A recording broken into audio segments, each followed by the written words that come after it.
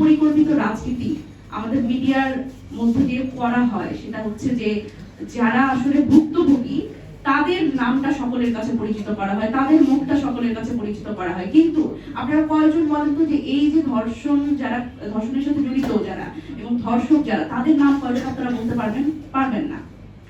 এবং দেখেন, এই যে এই আন্তর্জাতিক নারী দিবস 1857 সালে কিভাবে এই যাত্রাটা শুরু হয়েছিল আমি আশা করি আপনারা অনেকেই জানেন, তবু একটু বলছি। সেটা হচ্ছে যে একটা সুচ কারখানায় নারীরা আসলে তাদের কর্মঘণ্টা কমানোর জন্য তারা আন্দোলনে নেমেছিল, তাদের 12 ঘন্টা কাজ করতে হতো এবং এই আন্দোলনের মাধ্যমে তারা কিন্তু তাদের অধিকার নিয়ে কথা বলতে শিখেছে এবং পরবর্তীতে তারা কিন্তু ভোটাধিকার নিয়ে আন্দোলন করেছে।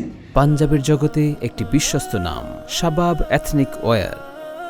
কিন্তু অত্যন্ত দুঃখজনক ব্যাপার হচ্ছে 2026 সালে আমাদের বাংলাদেশের একটা নির্বাচনে আমাদের সেই আবার যে রাজনৈতিক অধিকার প্রয়োগ করার জন্য নারীরা যখন মাঠে নেমেছিল, আমাদের একটা বর্বরতার যুগে ফিরে যেতে হলো। আমরা দেখলাম হাতিয়ায় একজন নারী তার রাজনৈতিক অধিকার প্রয়োগ করতে যেয়ে তাকে গণধর্ষণ, সংঘবদ্ধ ধর্ষণের শিকার হতে হলো।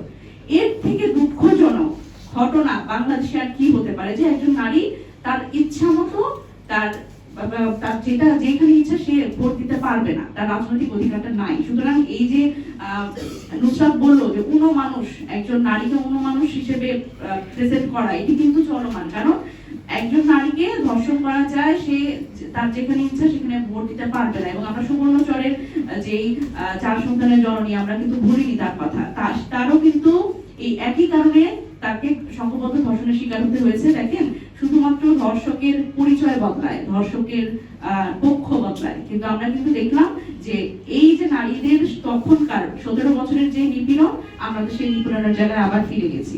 সুতরাং এটি আমাদের জন্য অত্যন্ত